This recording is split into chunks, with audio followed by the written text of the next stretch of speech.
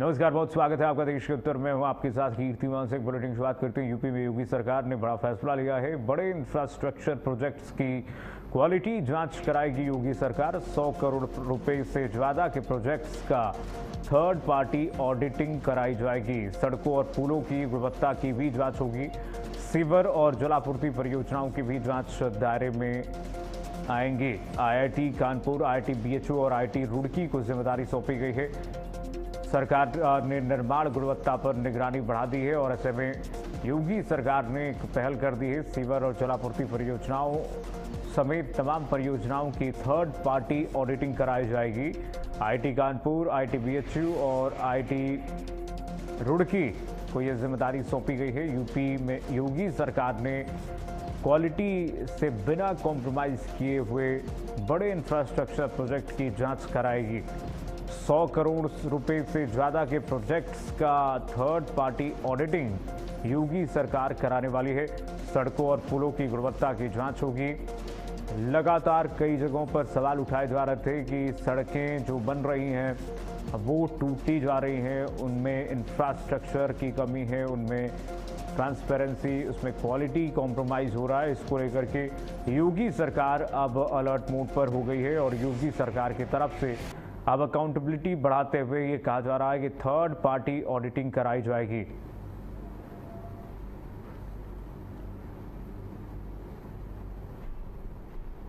तो योगी सरकार third party auditing infrastructures की कराएगी। 100 करोड़ से ज़्यादा के जो इंफ्रास्ट्रक्चर परियोजनाएं हैं उन सभी की थर्ड पार्टी ऑडिटिंग कराई जाएगी। योगी सरकार की तरफ से ये बड़ा फैसला लिया गया है। योगी सरकार के निर्देशानुसार, उनके विजन अनुसार अब बड़े इंफ्रास्ट्रक्चर प्रोजेक्ट की थर्ड पार्टी ऑडिटिंग कराई जाएगी, जिससे कि अकाउंटेबिलिटी, ट्रांसपेरेंसी बढ़ाया जाए और भ्रष्टाचार पर लगाम लगे, करप्शंस को कम किया जा सके। और ऐसे में इन परियोजनाओं को जांच के दायरे में एक मानक बनाकर रखा गया है। मानक ये है कि जो 100 करोड़ रुपए से ज़्यादा की परियोजनाएं हैं, चाहे वो इंफ्रास्ट्रक्चर से जुड़ी परियोजनाएं हों या फिर जो भी 100 करोड़ से ऊपर की परियोजनाएं हैं, उन सभी परियोजनाओं की जांच, गुणवत्ता की जांच, सड़कों की जांच, इंफ्रास्ट्रक्चर की जांच कराई जाएगी। सीवर और जलापूर्ति यानी कि सिंचाई विभाग की तमाम परियोजनाएं भी इसके दायरे में होंगी, जिनमें 100 करोड़ से अधिक की लागत आई है। जिन परियोजनाओं में वो सब इसके दायरे में आएंगी। मुख्यमंत्री योगी आदित्यनाथ की सरकार अब भ्रष्टाचार पर जीरो टॉलरेंस की नीति के साथ जो बढ़ रही है आगे, उसमें एक नया मानक जो है इस वक्त तय कर दिया गया है। योगी सरकार की तरफ से ये मानक तय कर दिया गया है कि 100 करोड़ से अधिक की परियोजनाओं को किसी भी विभाग में हो, उन सभी परियोजनाओं की ऑडिटिंग कराई जाएगी। ऑडिटिंग होगी, थर्ड पार्टी ऑडिटिंग होगी। थर्ड पार्टी में आईआईटी कानपुर है, आईआईटी रुड़की है और आईआईटी खड़गपुर है। इन सभी आईआईटीज़ को ये जिम्मेदारी सौंपी गई है कि ये सब ऑडिटिंग करेंगी इन सभी परियोजनाओं की। और आईआईटी के मानक अनुसार अगर उसमें कोई ट्रांसपेरेंसी के आधार पर और मानक के अनुसार अगर ये परियोजनाएं खरी नहीं उतरती हैं तो उसके बाद कार्यदायी संस्थाओं को जवाब देना होगा, जवाबदेही तय की जाएगी। और इस पर सरकार जीरो टॉलरेंस की नीति के तहत आगे बढ़ रही है। रणवीर पांडे हमारे साथ जुड़ गए इसी खबर पर तमाम जानकारी के साथ। रणवीर, क्या जानकारी है, क्या मानक है, क्या एसओपी बनाई गई है? रणवीर,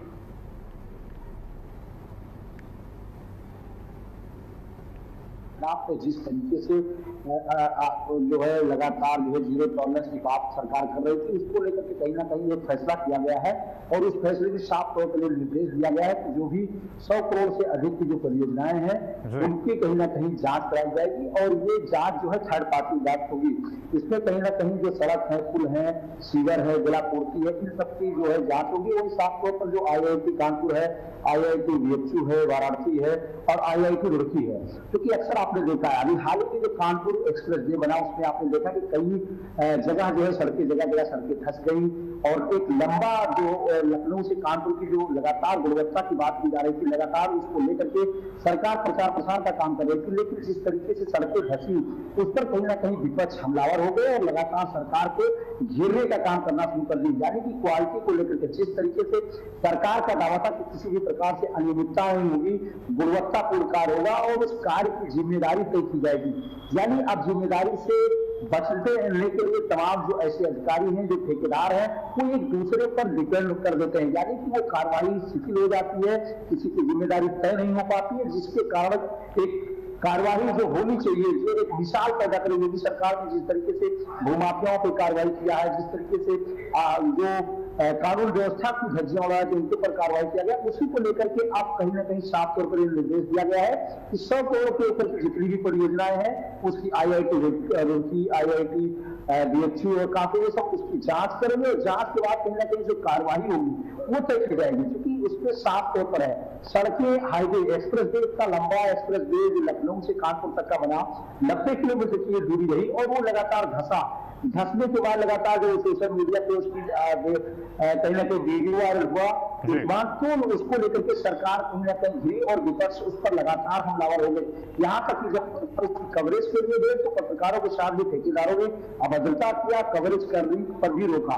तो ऐसे में साफ तौर पर मुख्यमंत्री जी का साफ तौर पर निर्देश कि आप जिम्मेदारी तय की जाएगी, यानी अगर आप काम कर रहे हैं, आप वर्क कर रहे हैं किसी भी, चाहे सिविल इंजीनियर से संबंधित हो, चाहे कंस्ट्रक्शन से हो, चाहे जिस भी प्रकार से हो, अगर वो प्रोजेक्ट 100 करोड़ के कहीं ना कहीं ऊपर है तो उसकी जांच की जाएगी और जांच में सिल्वर लाइन, अगर सिल्वर लाइन की आपको बात करें जलापूर्ति की, अगर लखनऊ के अंदर बात करें तो विकास नगर एक ऐसा क्षेत्र है जहां पर आए दिन सड़कें धंस जाती हैं, उसका कोई जिम्मेदारी नहीं होता, उसका कोई जिम्मेदारी तय नहीं हो पाती है जिससे उनके ऊपर कार्रवाई की जाए। इसीलिए प्रोजेक्ट का अब थर्ड पार्टी जब जांच होगा, उसकी गुणवत्ता की जांच होगी, तब उसके बाद ये जिम्मेदारी तय की जाएगी और कहीं ना कहीं उनके ऊपर कार्रवाई की जा सकती है। जिस तरीके से थर्ड पार्टी जांच कराई जाएगी, चाहे कानपुर हो, चाहे रुड़की हो, चाहे वाराणसी हो, जब जांच की जाएगी तो उन कंपनियों पे भी शिकंजा सरकार का कसेगा कि आपने जो गुणवत्ता की जांच की, अगर उन्होंने उस प्रोजेक्ट को फेल किया तो कहीं ना कहीं संबंधित निश्चित रूप से इससे ट्रांसपेरेंसी बढ़ेगी और मुख्यमंत्री योगी आदित्यनाथ के नेतृत्व में भ्रष्टाचार पर जीरो टॉलरेंस की नीति के तहत कार्य होगा। बहुत शुक्रिया आपका तमाम जानकारी साझा करने के लिए। रणवीर, आगे बढ़ेंगे। कानपुर से बड़ी खबर, RTU में पुलिस प्रशासन ने बड़ा एक्शन लिया है। दलाली और भ्रष्टाचार की शिकायतों के बाद कानपुर में बड़ी कार्रवाई की गई है। SDM सदर अभिनव सिंह के आदेश पर छापेमारी हुई है। करीब 50 से 60 पुलिसकर्मियों ने RTU परिसर को घेर लिया। उसके बाद कार्रवाई से पहले ड्रोन कैमरे से पूरी परिसर की निगरानी जो है वो की गई है। पुलिस ने RTU के दोनों गेट बंद करके लोगों की आवाजाही रोक दी। छापेमारी के दौरान परिसर में अफरा तफरी की स्थिति हो गई है। देखिए जरा तस्वीरें। SDM सदर अभिनव सिंह के आदेश पर ये छापेमारी हुई है, रेड हुई है। कई संदिग्ध लोगों को पुलिस ने हिरासत में ले लिया है। करीब 50 से 60 पुलिसकर्मी पूरे परिसर को घेरते हुए नजर आए और SDM अभिनव सिंह खुद मौके पर रेड की अगुवाई करते हुए नजर आए। तस्वीरें दिखाते हैं। दलाली और भ्रष्टाचार की शिकायतों पर ये रेड यहां पर मारी गई है। SDM सदर अभिनव सिंह के द्वारा ये उनके नेतृत्व में ये रेड पड़ी है, जिसमें 50 से 60 पुलिसकर्मी शामिल थे और RTU में पुलिस प्रशासन का ये बड़ा एक्शन उसके बाद हड़कंप मच गया है। कई दिनों से लोगों की शिकायतें थी कि दलाली और भ्रष्टाचार किया जा रहा है। यहाँ पर भ्रष्टाचार का खुला खेल खेला जा रहा है। धड़ल्ले से भ्रष्टाचार और दलाली की जा रही है। उस पर RTU के अधिकारियों के ऊपर जो गाज गिरी है, आप देखिए SDM सदर अभिनव सिंह के नेतृत्व में जो बड़ी पुलिस कर्मियों के साथ यहाँ पर रेड मारी गई है। कई लोगों को पुलिस ने हिरासत में ले लिया है जो कि RTU के कर्मचारी थे। उन सभी को हिरासत में लिया गया है, पूछताछ की जा रही है और भ्रष्टाचार की जीरो टॉलरेंस की नीति के तहत ये बहुत बड़ी रेड मारी गई है।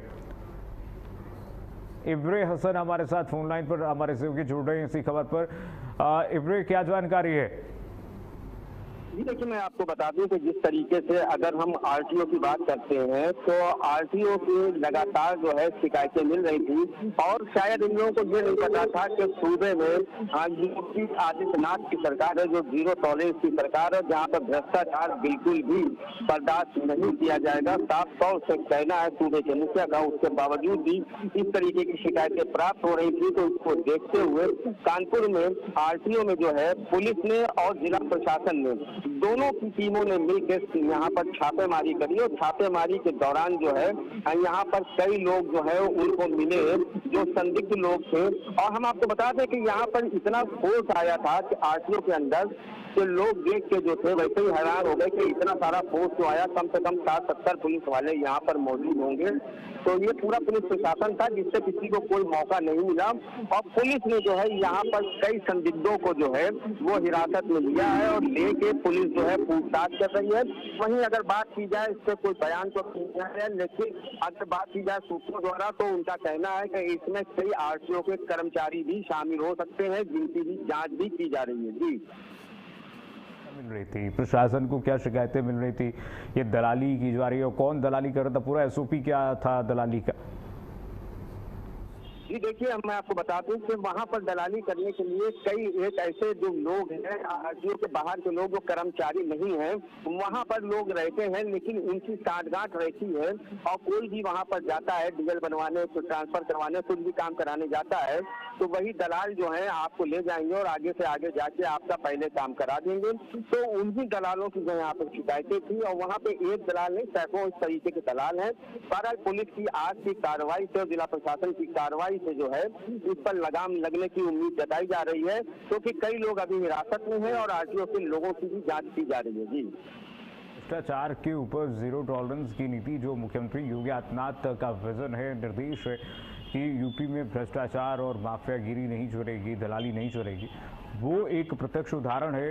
लेकिन इस तरीके से अगर लंबे समय से चल रहा था भ्रष्टाचार का खुला खेल, धड़ल्ले से दलाली चल रही थी, तो ये कार्रवाई और पहले भी हो जानी चाहिए थी। देखिए, आपने जो कहा वो ठीक कहा, लेकिन अगर मैं आपको बता दें कि जिस तरीके से जैसे जैसे जिस चीज की मालूमात होती है तो उसके ऊपर कार्रवाई की जाती है। इसकी शिकायतें जरूर मिल रही थी, लेकिन इससे शिकायतें मिलने के बाद ऐसा नहीं है कि कार्रवाई नहीं हुई। इससे पहले भी गाहे बगाए कई बार कार्रवाई की जा चुकी है, लेकिन अभी जो कार्रवाई की गई है, क्योंकि अभी कुछ समय पहले ही मुख्यमंत्री ने एक बैठक करी थी जिसमें कानपुर नगर निगम को फटकार भी लगाई थी और यहाँ के अधिकारियों को भी फटकार लगाई थी। तो जब कानपुर को लेके इस तरीके के तेवर दिखाई दिए हैं मुख्यमंत्री के, तो उसके बाद अगर कहा जाए तो बिल्कुल भी गलत नहीं होगा कि यहाँ पर भी प्रशासन जागा और प्रशासन और पुलिस ने मिलकर संयुक्त कार्रवाई करी और जिसमें इस कार्रवाई के नतीजे भी जल्द सामने देखने को मिलेंगे। जी हो ही नहीं सकता है कि जिले में आला अधिकारियों को, चाहे प्रशासनिक अधिकारी हों, पुलिस के अधिकारी हों या फिर जनप्रतिनिधि हो, सांसद हो, विधायक हो, वहाँ के पार्षद हों, उनको इस बात की भनक न हो कि ये दलाली और धड़ल्ले से भ्रष्टाचार यहाँ पर चल रहा है। इसमें हो सकता है कि इसकी भी जांच करनी चाहिए कि नेक्सस क्या है, कौन कौन लोग शामिल हैं और ये दलाली का पैसा और भ्रष्टाचार का ये जो पैसा लिया जा रहा था, कमीशन खोरी हो रही थी, ये कहां तक जाता था। क्योंकि ऐसा नहीं है कि कर्मचारियों अधिकारियों को नहीं पता होगा या जनप्रतिनिधियों को नहीं पता था कि लंबे समय से ये चल रहा है। ऐसा हो ही नहीं सकता, असंभव है। आप बिल्कुल सही कह रहे हैं कि ये चीज जो वहाँ पर चल रही थी, जिस तरीके से दलाल वहाँ पर सक्रिय थे, तो वो बगैर कर्मचारियों की मिली भगत के ऐसा काम हो नहीं सकता। और क्योंकि दलाल अगर जाके अगर मैं डीजल बनवाने जाता हूँ, मुझे लंबी लंबी लाइन लगानी पड़ती है, कई प्रोसेस से गुजरना पड़ता है, लेकिन मैं वहीं जाके दलाल को अगर कल दलाल हमें सबसे आगे ले जाएगा, अंदर से फोटो भी खिंचवा देगा, अंदर से साइन भी करवा देगा, सब कुछ करवा देता है, तो जाहिर सी बात है उसकी कहीं ना कहीं सेटिंग तो अंदर है ही अधिकारियों से या कर्मचारियों से। बगैर सेटिंग के तो ये काम हो ही नहीं सकता है। तो किस तरीके से अगर बात की जाए तो आप बिल्कुल सही कह रहे हैं कि ये नॉलेज में था कि हवाम में सब नंगे हैं, सब मिले हुए हैं, कमीशन खोरी का खेल ये चल रहा है ऊपर से लेकर नीचे तक। इब्राहिम, बहुत शुक्रिया आपका तमाम जानकारी साझा करने के लिए।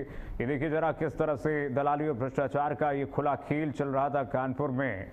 ये हमारे सहयोगी इब्राहिम हसन ने जो तस्वीरें भेजी हैं, देखिए कैमरे एक में एक कैमरा ये दिखाता है किस तरह से भ्रष्टाचार वहां पर चल रहा था। कैम 2 देखिए फोर्स तैनात हो गई और भारी पुलिस फोर्स, जैसा कि इब्रे बता रहे थे, 50 से 60 पुलिस कर्मियों की यहाँ पर फोर्स आई। उसके बाद सुरक्षा पूरा घेर लिया गया, व्यवस्था पूरा आरटीओ परिसर को पूरा घेरा गया। और उसके बाद कैंप 4 में आप देख सकते हैं कैसे एसडीएम अभिनव सिंह के नेतृत्व में अंदर पुलिस अधिकारी भी पहुंचे और एक के बाद एक छापेमारी जब होने लगी तो हड़कंप मच गया।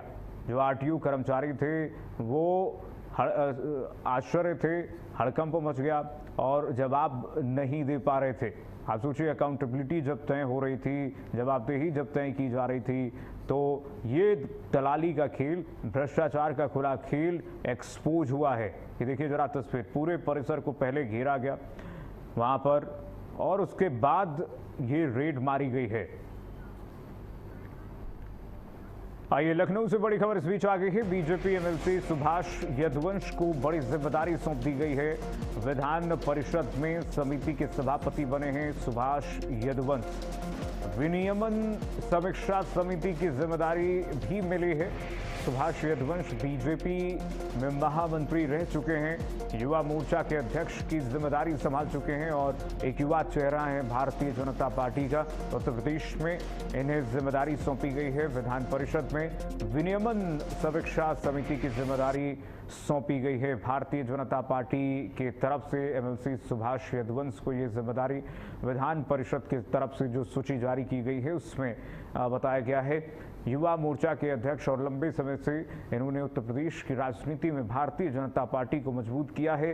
अपने समाज में और अपने क्षेत्र में इन्होंने भारतीय जनता पार्टी के लिए लगातार काम किया है और एमएलसी भी हैं और ऐसे में विधान परिषद में इन्हें अहम जिम्मेदारी सौंपी गई है।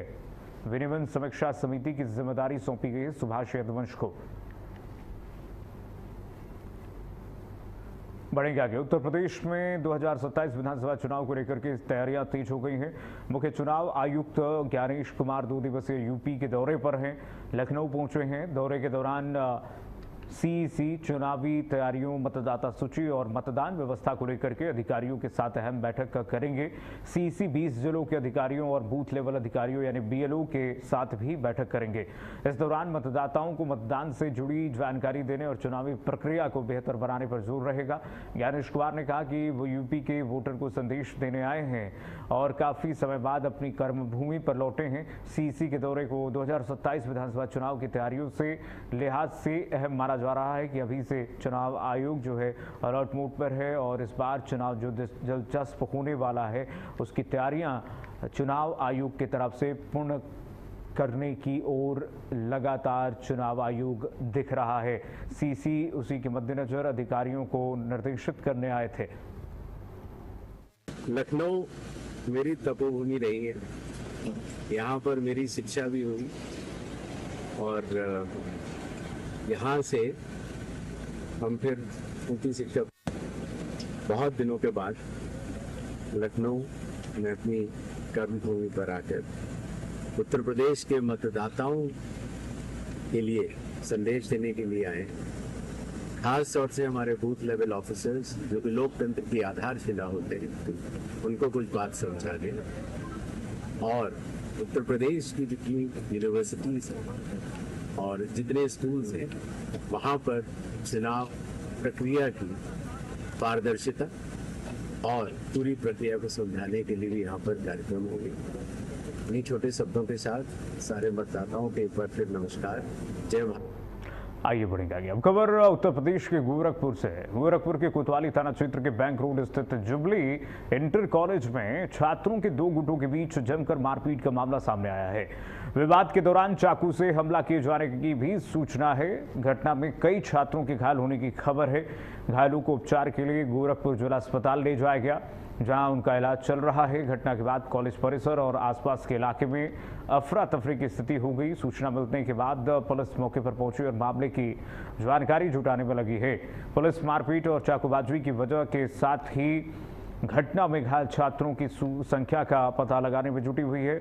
मामले में आगे की कार्रवाई की जा रही है। गोरखपुर के जनता इंटर कॉलेज में ये घटना सामने आई है, दो गुटों के बीच जमकर मारपीट हुई है, कई छात्रों के घायल होने की सूचना है। रामशंकर हमारे साथ जुड़ रहे हैं गोरखपुर से तमाम जानकारी के साथ फोन लाइन पर। रामशंकर, बताइए क्या जानकारी है? जी बिल्कुल, आपको बता दें जुबली स्थित राजकीय जुबली इंटर कॉलेज जो है वहाँ पे कुछ बच्चे जो आपस में पढ़ाई करते थे वो आपस में क्लासरूम में झगड़ा करते हैं। उसके बाद दो गुटों में दूसरा गुट जो है वो बाहरी बच्चों को बुलाता है और जब छुट्टी होती है तो वहाँ जम के चाकूबाजी होती है। और इस चाकूबाजी में आपको बता दें कि तकरीबन 4 बच्चे बुरी तरह से घायल हो गए हैं, जिन्हें जो है पुलिस स्थानीय लोगों ने पुलिस को सूचना दी, जिसके बाद पुलिस मौके पर पहुंचती है और उन्हें जिला अस्पताल जो है इलाज के लिए भर्ती करती है। जी शंकर, बहुत शुक्रिया आपका तमाम जानकारी साझा करने के लिए। आइए बढ़ेंगे आगे। उन्नाव से खबर है, यूपी के उन्नाव में गंगा स्नान के दौरान बड़ा हादसा टल गया है। गंगा घाट कोतवाली क्षेत्र के आनंद घाट पर स्नान के दौरान 2 बहनें गहरे पानी में डूबने लगी। बेटियों को डूबता देख पिता ने भी उन्हें बचाने के लिए गंगा में छलांग लगा दी। तेज बहाव के चलते पिता समेत दोनों बहनें पानी में बहने लगी और इसी दौरान घाट पर मौजूद राजू पंडा ने तीनों को डूबता देख गंगा में छलांग लगा दी है। राजू पंडा ने अपनी जान की परवाह किए बगैर बिना पिता और दोनों बेटियों को सुरक्षित बाहर निकाल लिया उन्होंने और समय रहते तीनों को बचा लिए जाने से बड़ा हादसा टल गया है। ये देखिए जरा तस्वीरें, यूपी की उन्नाव की तस्वीर है जहां पर एक नाविक ने किस तरह से जान बचाई है। 2 बेटियां और एक पिता की जान उन्होंने बचा ली है। राजू पंडा नाम के नाविक ने अपनी जान की परवाह किए बगैर इन तीनों की जान उन्होंने बचाई है, जिसके बाद उनके इस साहसिक कदम की प्रशंसा हो रही है। और आनंद घाट की तस्वीर है, गंगा में डूब रहे पिता और बेटियों की जान उन्होंने बचा ली है।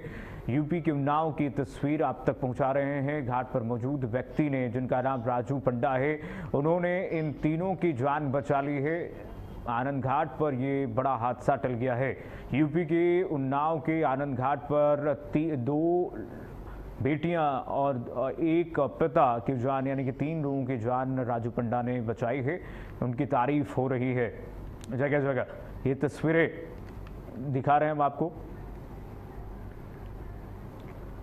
आनंद घाट पर ये बड़ा हादसा टला है। एक और बड़ी खबर इस बीच आ गई है इस वक्त की।